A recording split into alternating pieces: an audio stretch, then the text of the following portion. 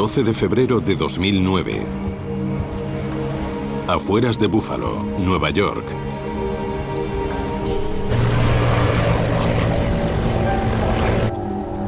Abajo, tren de aterrizaje. Preparados para aterrizar. Tren de aterrizaje bajado.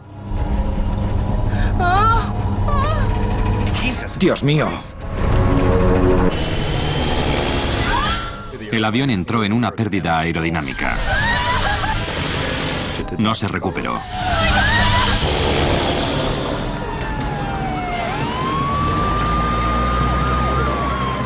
Era una de las escenas más espeluznantes y desagradables que había visto en mi vida. El accidente del vuelo 3407 de Continental Connection sería uno de los más importantes para la Junta Nacional de Seguridad del Transporte en décadas y supondría que un padre luchara por grandes cambios en las leyes referentes a las aerolíneas pequeñas. Estoy concentrado en ello y decidido a cambiar las leyes existentes para que ningún otro padre se encuentre en mi situación. Mayday, mayday.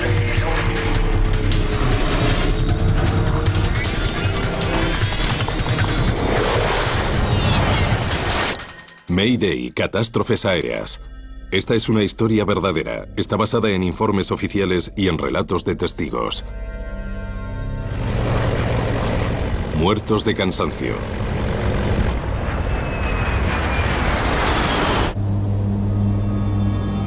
El vuelo 3407 de Continental Connection operado por Colgan Air volaba desde Newark, Nueva Jersey, a Buffalo, Nueva York. Había sido un vuelo complicado para el comandante Marvin Renslow. Tenía que guiar a su nueva copiloto, Rebecca Shaw, una ex instructora de vuelo de Seattle. Salud. Shaw llevaba tan solo un año en la aerolínea. Debía decidir si quería convertirse en comandante. No sé qué quiero hacer con el ascenso, depende de donde tenga que vivir. Piénsalo así, si te quedas en el Q, obviamente no alcanzarás el rango de comandante. Ya. Pero puede que tengas una mejor calidad de vida para comprar una casa y tener un horario fijo. Shaw estaba entrenada para ser copiloto en el avión que estaban pilotando, un bombardero canadiense Q-400. Era un turbohélice bimotor famoso entre las aerolíneas regionales. Los 45 pasajeros habían pasado una noche muy larga. Su avión había sido retenido en Newark durante 2 horas, un retraso considerablemente más largo que el viaje. El vuelo 3407 se dirigía al noroeste, hacia el norte del estado de Nueva York. La duración del vuelo era de tan solo 53 minutos. La visibilidad era reducida y había pronóstico de nieve y vientos moderados en Buffalo.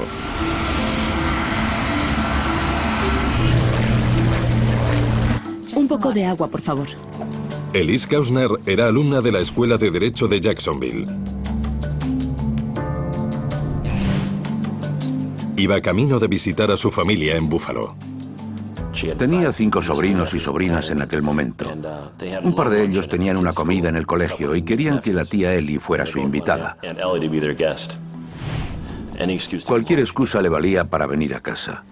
Nos llamó desde Newark. Hola. Nos llamó desde la sala de embarque. Sí, han pasado 2 horas. Estaba muy enfadada por el retraso.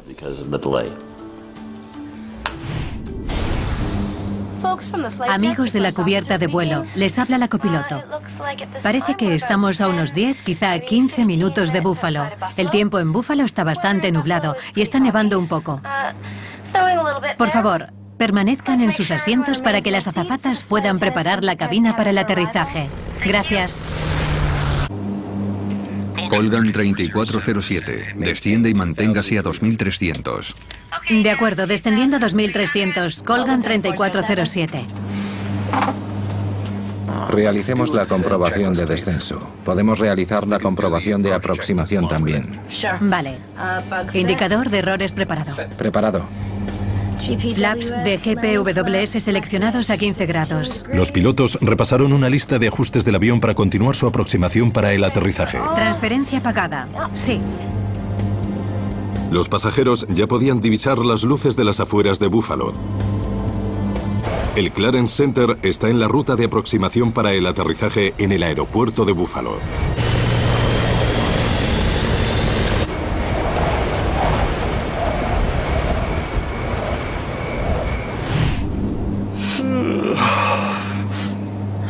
Abajo, tren de aterrizaje. Preparados para aterrizar.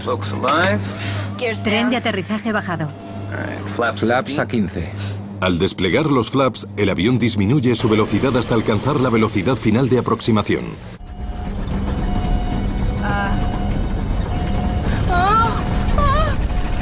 Dios mío. De pronto, la palanca de control empezó a agitarse. El Q-400 estaba fuera de control.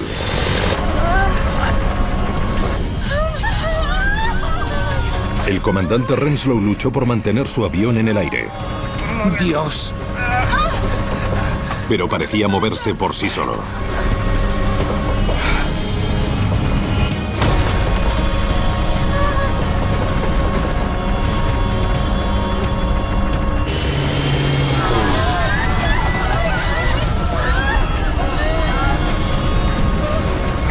Madre mía.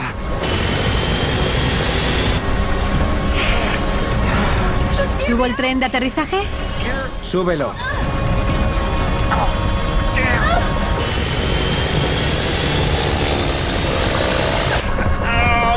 Estamos bajando.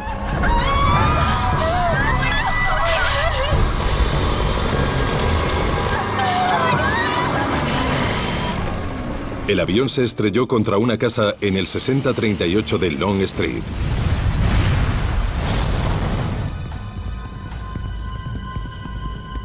En el control de tráfico aéreo de Buffalo, el vuelo 3407 desapareció del radar.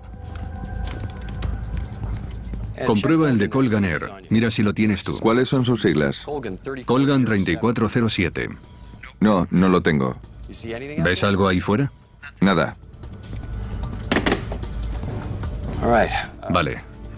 Llamad a los bomberos. Nunca olvidaré las palabras del técnico de operaciones. Accidente de avión, casa en llamas. Me puse inmediatamente los zapatos y el abrigo. Me monté en el camión y me dirigí a la salida. Los bomberos no tenían que ir muy lejos. El 6038 de Long Street, la casa de la familia Bielinski, estaba a menos de un bloque de distancia de la estación de Clarence Center. A medida que se acercaba a la zona, todo resplandecía. Se podían ver el humo y las llamas. Karen Bielinski y su hija consiguieron salir vivas de la casa, pero su marido Douglas falleció. Mi reacción inicial fue que nadie podría haber salido de allí, pero el servicio médico de emergencia me informó de que había 2 personas y de que las habían llevado al hospital. Les pregunté qué bomberos eran y me dijeron: jefe, no son bomberos, son supervivientes de la casa. Tuve que acercarme a la ambulancia y mirar dentro por mí mismo para creérmelo. Los bomberos nunca habían visto un incendio como ese. Si has estado alguna vez a 1,5 metros de una hoguera y no podías soportarlo más, eso es lo que se sentía allí, a 30 metros de distancia. La altura era increíble. Obviamente debido a que el combustible lo había hecho crecer y la zona de escombros era muy grande. Era una vista terrorífica. Vivimos en la ciudad en la que se estrelló el avión en la carretera. Mi hijo volvía a casa en coche de un partido de fútbol. Pasó por al lado del accidente del avión y me llamó para decirme que había un avión en Clarence. Nunca se nos pasó por la cabeza que podía ser el avión en el que iba Ellie. El vuelo 3407 se estrelló a 8 kilómetros de distancia del aeropuerto de Buffalo. Los pasajeros y la tripulación, 49 en total, fallecieron, entre ellos el comandante Marvin Renslow y la copiloto Rebecca Shaw. Pero pudo haber muerto mucha más gente.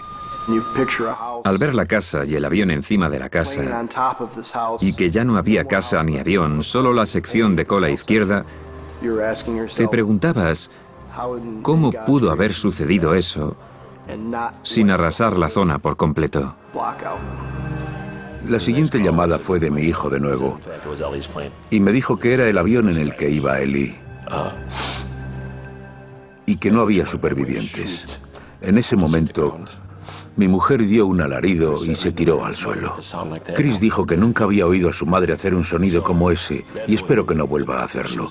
Entonces fue cuando supimos que se había ido, y eso fue probablemente 45 minutos después del accidente.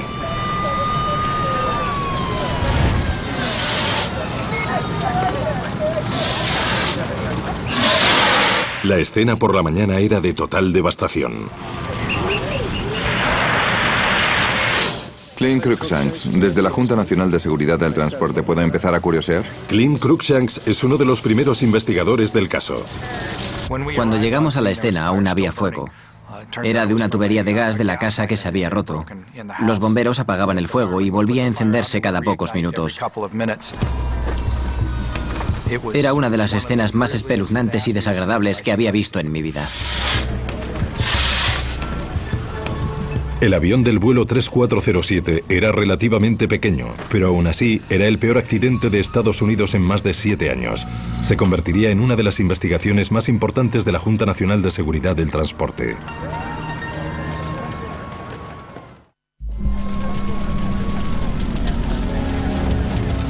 El lugar del accidente del vuelo 3407 continuaba ardiendo, impidiendo a los investigadores examinar los restos.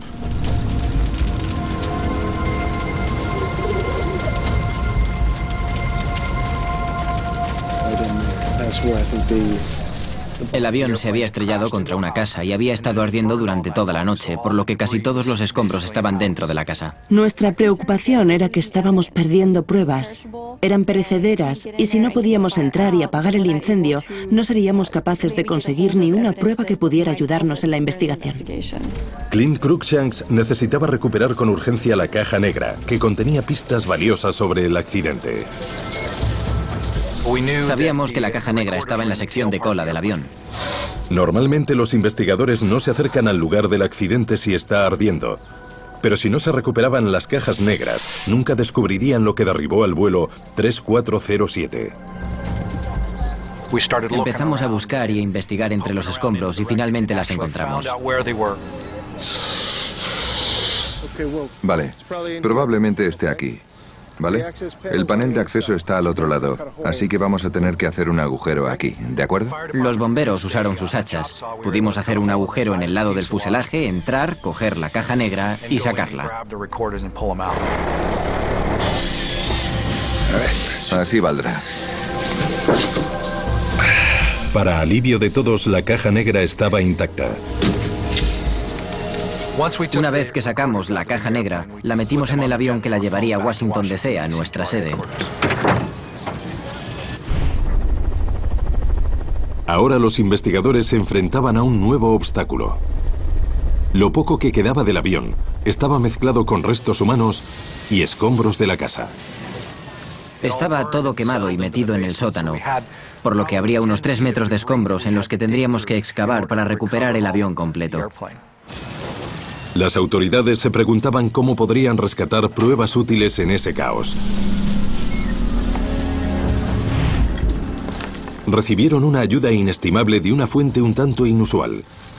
Se reclutó a un grupo de alumnos que estaban aprendiendo a procesar escenas de crímenes para que separaran los restos humanos del resto de los escombros. Eran alumnos de una universidad local, estudiantes de antropología forense, y esa fue una buena experiencia para ellos porque pudieron excavar entre los escombros para buscar restos humanos. El tren de aterrizaje aquí, por favor. Fue un trabajo desagradable y minucioso, pero ayudó a los investigadores a tener más tiempo para concentrarse en los restos del avión. Estábamos a 4 patas con escobas y pequeñas palas en la mano, identificando si se trataba de escombros de la casa o del avión y colocándolos en diferentes montones. La primera pregunta para mí, como ingeniero estructural, era averiguar si el avión llegó completo a la escena del crimen. Se estudiaron minuciosamente los escombros para determinar si estaban presentes las 4 esquinas del avión, el morro, la cola y los extremos de las alas. Si encontrábamos las 4 esquinas del avión, entonces sabríamos que no se había partido durante el vuelo. No había nada que hubiera partido el avión durante el vuelo y que hubiera podido causar el accidente. El fuego había consumido un ala. La otra estaba hecha añicos. Echad un vistazo a esto. Pero los investigadores estaban encontrando poco a poco lo que estaban buscando. Sí, es la última pieza. Es la que quedaba. No fue hasta varios días después del comienzo de la investigación, cuando estábamos removiendo algunos escombros, cuando encontramos restos del ala izquierda y del morro. Los investigadores tenían ya todas las piezas que necesitaban para concluir que el avión había llegado completo al lugar del accidente. Fuera lo que fuese lo que había causado el desastre, había sido una partición durante el vuelo.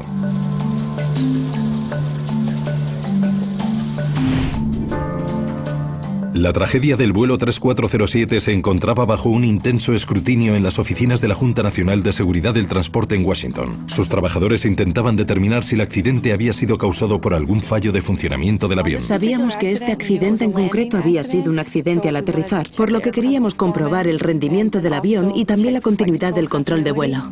Gran parte de esta responsabilidad recayó en Scott Warren. Mi papel en la investigación sería ser presidente del grupo de sistemas para el Consejo de Seguridad, así que era el responsable de vigilar todos los sistemas del avión. Warren analizó la grabadora de voz de la cabina del avión para determinar si hubo indicios de un problema en la cabina. Prepare la cabina para la llegada. Gracias. ¿Es hielo eso del parabrisas?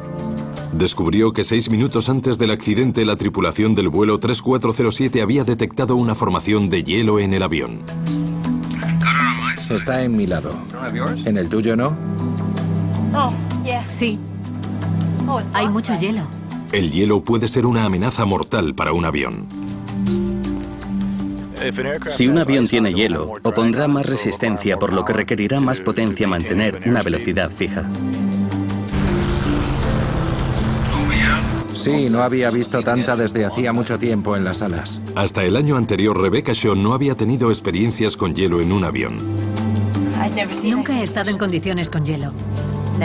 Nunca he deshelado. Nunca he experimentado eso. Cuando se acumula hielo en un ala, se añade peso al avión, pero más importante aún, modifica la forma del ala. Y obviamente es la forma curvada del ala lo que crea la sustentación. Así que al cambiar las características de sustentación del avión, es más difícil pilotarlo. Yo habría perdido los papeles. Si hubiera visto tanto hielo, habría pensado que nos íbamos a estrellar. Era muy importante fijarse en que había hielo en el avión. Y también era importante dar la vuelta y comprobar si había un sistema de deshielo. Y no había ningún indicio en la grabadora de voz de que se hubiera comprobado. Flaps a 15. La grabación reveló que tan solo unos minutos después de que la tripulación detectara el hielo, un dispositivo llamado Stick Shaker se apagó. Era una advertencia de que el avión estaba a punto de pararse y literalmente a caer del cielo. Poco después, el avión hizo precisamente eso. ¡Estamos bajando! Sabíamos que había condiciones de hielo. La única pregunta era si eran lo suficientemente malas como para hacer que el avión fallara. El hielo era ahora el sospechoso principal del accidente del vuelo 3407. Si ha sido el hielo, demostrémoslo. Estábamos todos convencidos de que el accidente lo había causado el hielo. Pensábamos que había sido el hielo, tan solo teníamos que fijarnos en algunos aspectos referentes al hielo y todo estaría solucionado. Pero algunas de las familias de las víctimas no estaban tan convencidas. Nuestro pensamiento inicial fue que el accidente lo había causado el hielo, ya que había nevado aquella noche, y que el hielo había derribado el avión. Pero empezamos a hablar con gente que sabía de viajes aéreos, con pilotos, y ellos parecían no pensar lo mismo, pensaban que no tenía sentido.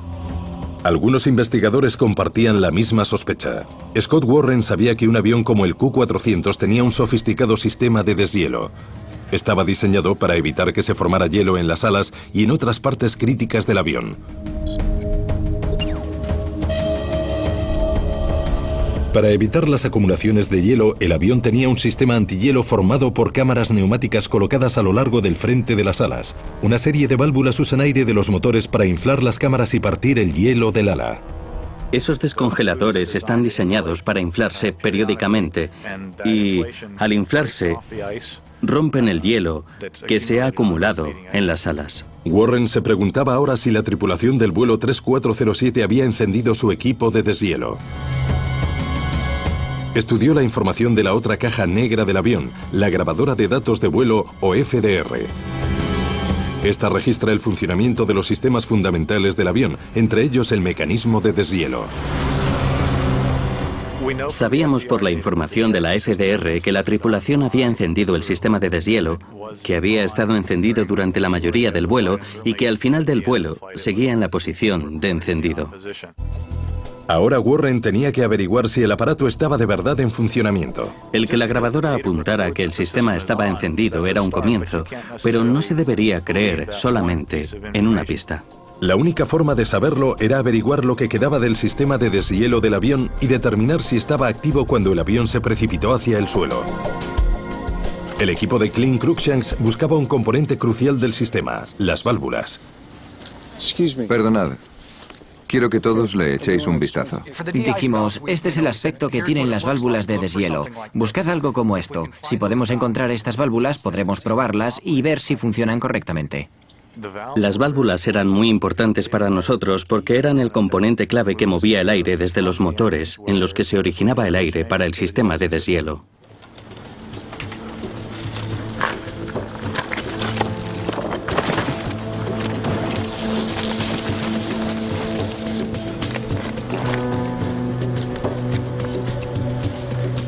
Bien. Quedan 5.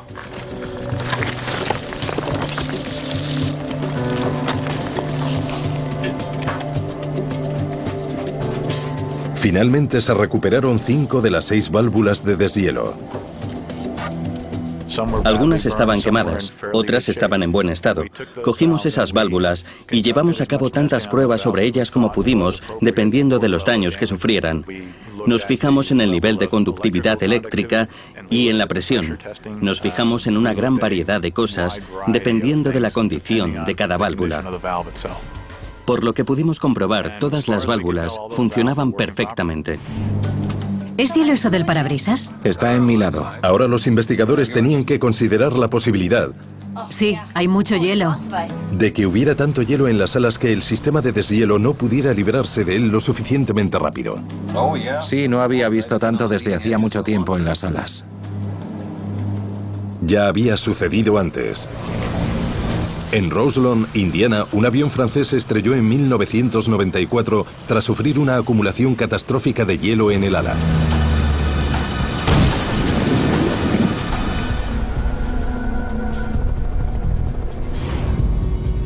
Al analizar cuánta potencia necesitaba el avión para mantener su velocidad, los investigadores llegaron a una conclusión sorprendente.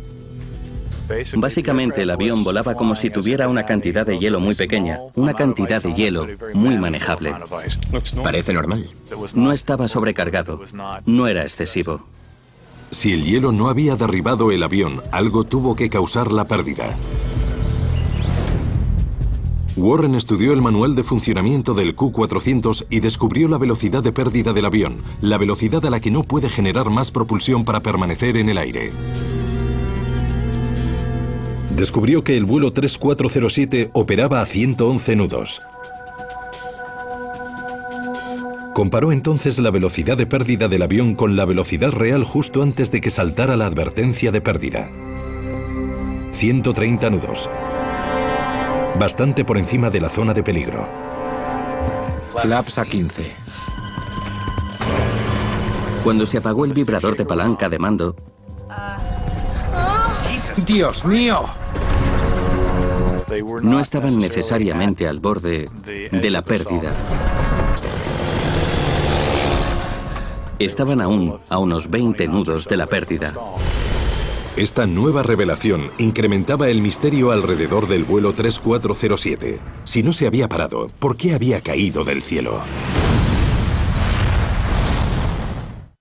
Los investigadores centraron su atención en los segundos críticos antes de que el vuelo 3407 se descontrolara. Buscaban pistas que pudieran explicar por qué la advertencia de pérdida se encendió cuando el avión volaba dentro de los límites de seguridad. Descubrieron que este avión tenía una característica única conocida como interruptor de velocidad de referencia. Controla la sensibilidad de la advertencia de pérdida del avión. Muy pocos aviones de los que he conocido tenían ese interruptor. Este avión era el único que conocía que tuviera ese interruptor en el panel del techo. Había sido diseñado por el fabricante como una característica adicional de seguridad. ¿La velocidad de referencia fue variable? Los pilotos deben encender este dispositivo cuando vuelan en condiciones de hielo. Probablemente haya algo de hielo. Cuando se encuentra en la posición de increase aumentar, recuerda a los pilotos que deben volar más rápido para contrarrestar el efecto de resistencia causado por el hielo. Cuando se vuela en condiciones de hielo y el hielo se acumula en las alas, la velocidad de pérdida puede aumentar. La velocidad de referencia hace que la advertencia aparezca antes de que esto ocurra o cuando aumenta la velocidad de pérdida. Lo que hace ese interruptor es cambiar los ajustes de la activación del vibrador de palanca de mando. Tuvimos que preguntar al fabricante cómo funcionaba ese interruptor y lo que averiguamos fue que era parte de la descripción de los sistemas que la tripulación recibía durante su formación, pero no recibieron demasiada formación sobre cómo manejar ese interruptor. Parecía que era demasiado simple como para preocuparse por él. Los investigadores necesitaban saber si la tripulación del vuelo 3407 había encendido el interruptor de velocidad de referencia activando el shaker a una velocidad mayor de la normal.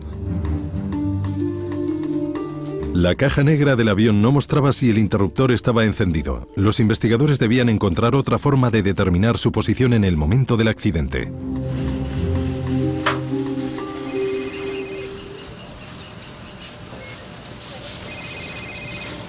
Aquí, Clint. Clint Cruikshanks tenía una nueva prioridad. Vale, veré si lo tenemos. Recuperar el panel de protección contra el hielo de la cabina del Q400, donde se encontraba el interruptor de velocidad de referencia. Debido a que el panel estaba en la cabina, encontrarlo era un reto. La mayoría de la parte frontal del avión estaba consumida por el fuego, por lo que no encontramos nada excepto unas pequeñas bolas de aluminio derretido, pequeños líos de cables y mucha ceniza. Pero tras una búsqueda extensa, Cruikshanks descubrió que el panel de protección contra el hielo era una de las pocas piezas de la cabina que habían sobrevivido. Bingo. Sin embargo, los botones e interruptores no eran reconocibles.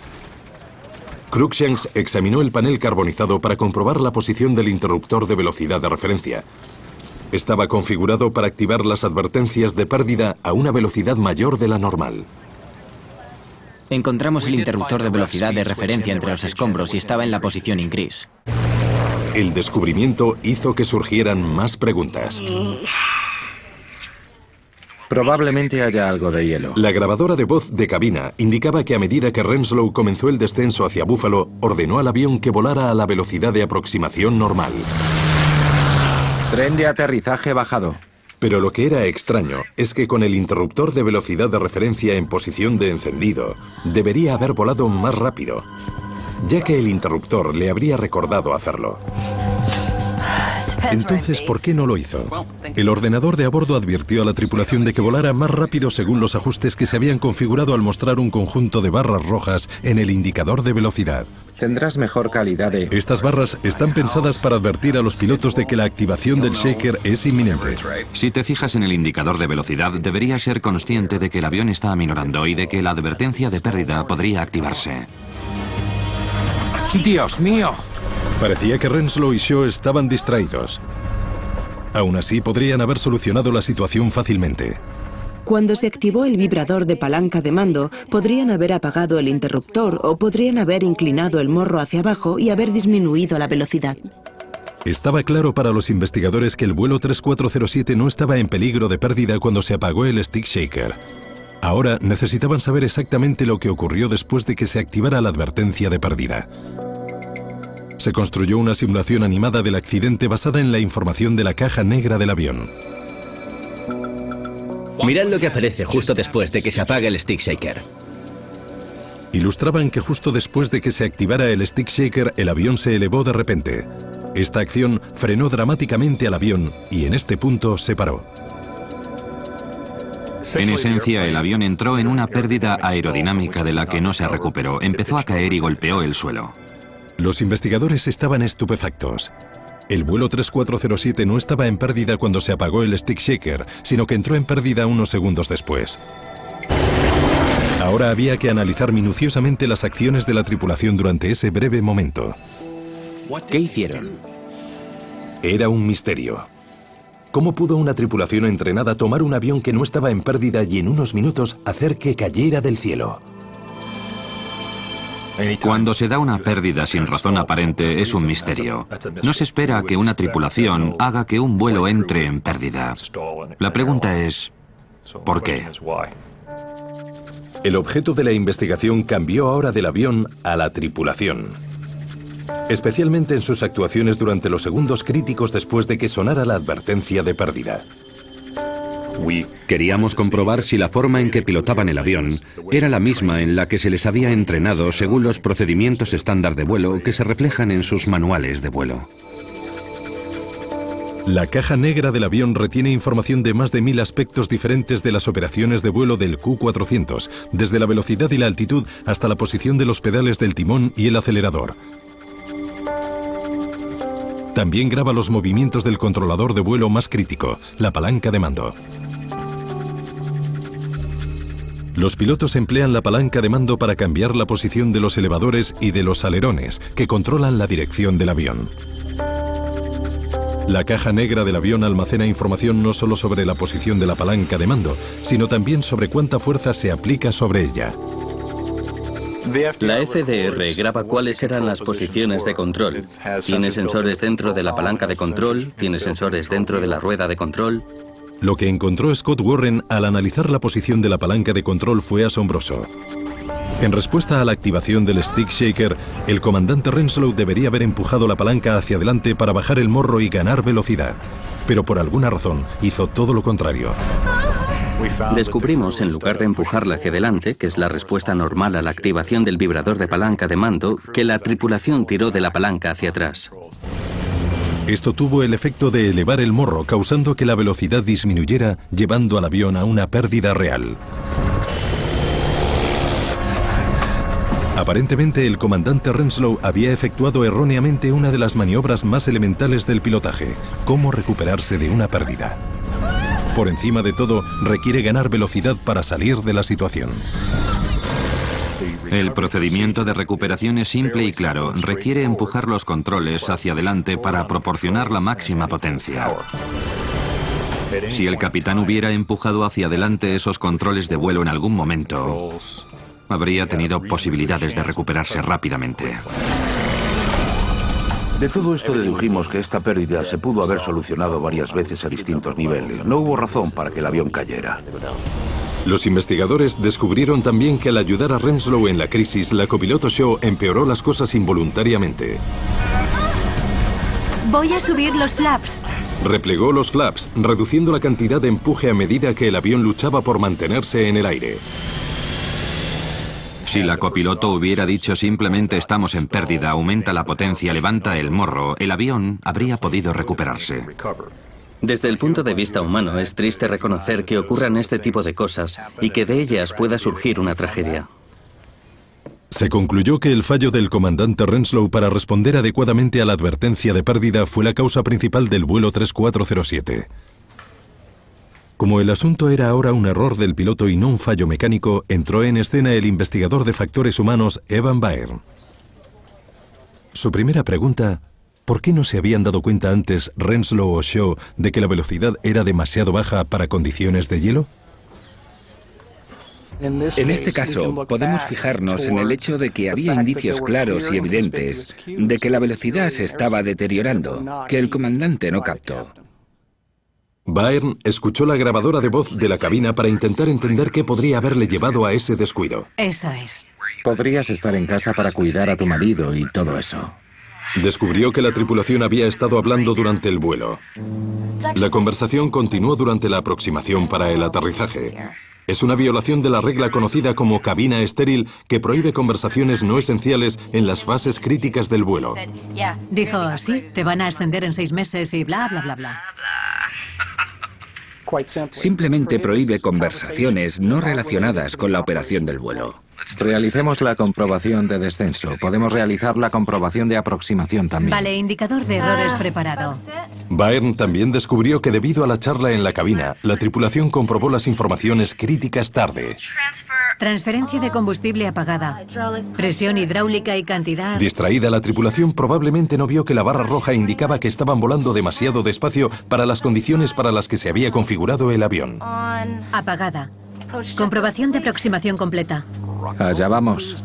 Cuando la tripulación se desvía de los procedimientos estándar de vuelo y realiza tarde las comprobaciones o no hace las llamadas requeridas, se vuelve más vulnerable a pequeños errores involuntarios que podrían llevar a sobresaltos y sorpresas o a acciones no esperadas a las que tendrá que responder. La prueba era clara. La tripulación del vuelo 3407 se distrajo durante la aproximación. Entró cuando estábamos en la entrevista y dijo, sí, te van a ascender en 6 meses. Habían olvidado un ajuste clave que habían realizado que les requería volar más rápido de lo normal. Habían obviado las indicaciones de que volaban demasiado bajo para condiciones de hielo. Después, el comandante Renslow reaccionó de manera incorrecta a una advertencia de pérdida, sellando el destino del avión. Evan Byrne se preguntó qué podría haber causado a una tripulación de aerolíneas entrenada a dar estos pasos en falso. Encontró una pista en la grabadora de voz de la cabina. Disculpa. La tripulación mostraba signos de cansancio. ¿Podrían haber estado Renslow y Shaw demasiado cansados como para operar de manera efectiva en la cabina de vuelo? Es una pregunta difícil. Contestarla requeriría rastrear sus movimientos durante las 72 horas anteriores al accidente. Nos llevó a realizar un trabajo detectivesco en la investigación, en la que intentamos reunir tantos hechos como fuera posible. Byrne entrevistó a las familias de los pilotos. ¿Podría hablar con la señora Renslow, por favor? Estudió las facturas del teléfono móvil de los pilotos y los registros de los mensajes de texto. Investigó en el sistema informático de la aerolínea para determinar si la tripulación lo había usado para comprobar sus horarios y cuándo. Necesitaba rastrear cada movimiento. ¿A qué hora se fue de casa Rebecca? Hablamos con sus colegas, otros pilotos, controladores, instructores, y les preguntamos sobre los pilotos, sobre sus actividades recientes. Descubrió que ninguno de los pilotos vivía cerca de Newark, pero no podían permitirse alojarse en hoteles con sus sueldos. El comandante Renslow ganaba unos 40.000 euros anuales en Colgan Air. La copiloto Shaw ganaba menos de 11.000 euros al año, mucho menos que el sueldo medio de un conductor de autobús. Como resultado, ambos pilotos habían hecho largos viajes para trabajar a través del país hasta Newark. El comandante Renslow desde su casa de Florida y Rebecca Shaw desde Seattle, en el estado de Washington. De hecho, Shaw había viajado toda la noche desde Seattle en un avión de mercancía que conectaba desde Memphis. El comandante Renslow había pasado la noche en la sala de embarque para la tripulación del aeropuerto de Newark tras haber trabajado durante 2 días. Se le vio dormido en un sofá de la sala. Iba en contra de las reglas de la compañía, pero los pilotos que no podían permitirse alojarse cerca del aeropuerto lo hacían de todas formas. Los registros muestran que a las 3:10 de la madrugada del accidente Renslow estaba despierto. Comprobó su horario de trabajo en la red informática de la aerolínea.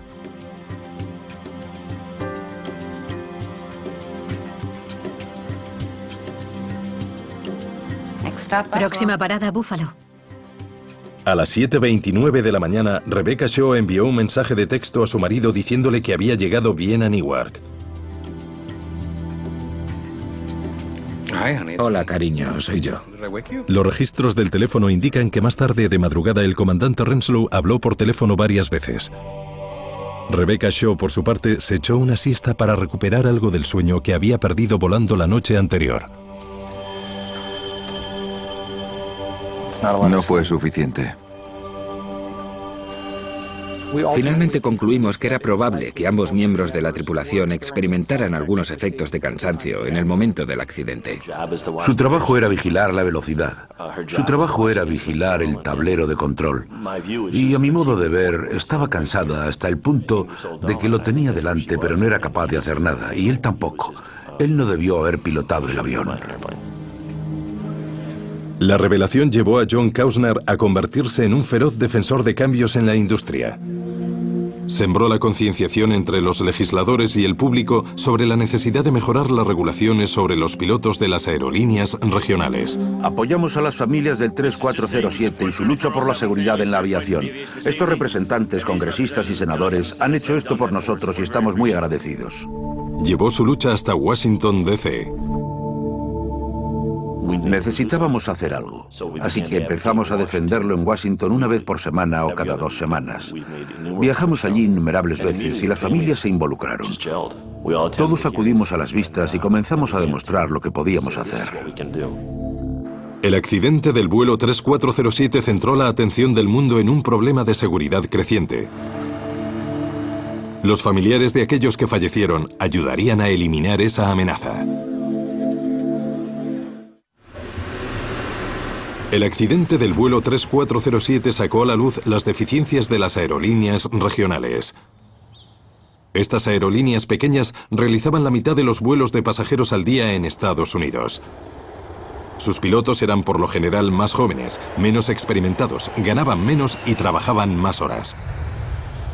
Sus niveles de seguridad eran muy diferentes de los de las aerolíneas grandes. El umbral de formación, de cualificación y de sueldos era menor, por lo que no podían atraer a un piloto muy cualificado. Había sueldos muy bajos, condiciones de trabajo muy difíciles, y no se atraía a solicitantes del mismo nivel que antes. Algunas aerolíneas regionales se han metido en apuros al contratar a la primera persona que satisface los mínimos. En Estados Unidos, de los 7 accidentes fatales de aviones de pasajeros ocurridos en los últimos 10 años, 5 eran de aerolíneas regionales. Entre ellos se encontraba el vuelo 5191 de Delta Connection en agosto de 2006, en el que fallecieron 49 personas cuando la tripulación despegó desde la pista equivocada.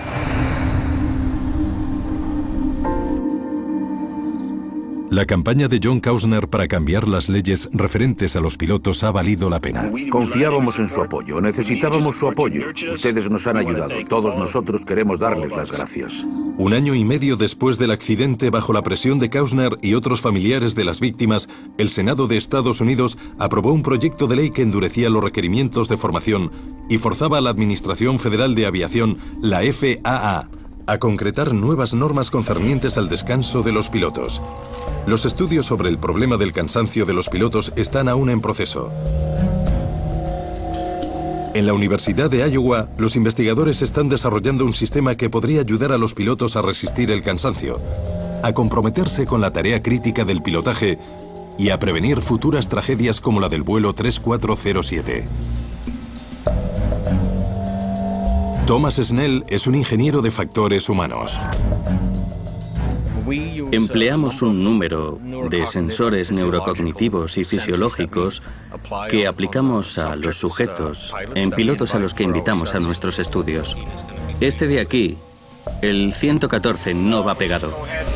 Está estudiando cómo permanecen alerta los pilotos en la cabina de vuelo al estudiar a un sujeto que dirige un viaje a través del país en un simulador. Mediante sensores puede determinar cómo de alerta y comprometido está el piloto en realidad. La investigación podría llevar al desarrollo de detectores del cansancio en los aviones. Estamos intentando predecir el estado de un piloto, por lo que podemos ajustar algo en la cubierta de vuelo para evitar que el problema vaya a peor o simplemente surja.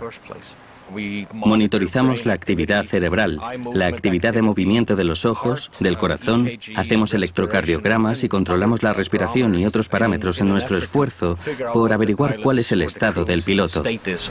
¿Está cansado? ¿Ha trabajado demasiado? ¿Está poco comprometido o distraído? En esta sección es cuando estuvo más somnoliento y se puede ver que su mirada era de aburrimiento.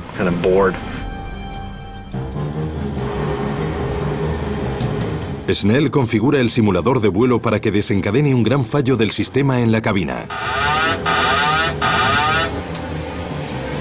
Esto no va bien, no funciona nada. Los sistemas hidráulicos han fallado. No puedo desplegar los flaps. Para el mapa ahí, para que podamos ver cuál ha sido su actividad cerebral. Preparado para el aterrizaje. Cuando la tripulación está cansada, se puede observar que su reacción a los sucesos se ralentiza, por lo que se cometerán errores en la cubierta de vuelo. Son precisamente este tipo de fallos por parte de Renslow y Shaw los que hicieron que el vuelo 3407 se estrellara y fallecieran 50 personas. Es una tragedia que no debió haber ocurrido. Era previsible, pudo haberse evitado y podría repetirse si no hacemos algo al respecto. Estoy concentrado en ello y decidido a cambiar las reglas existentes para que ningún otro padre se encuentre en mi situación.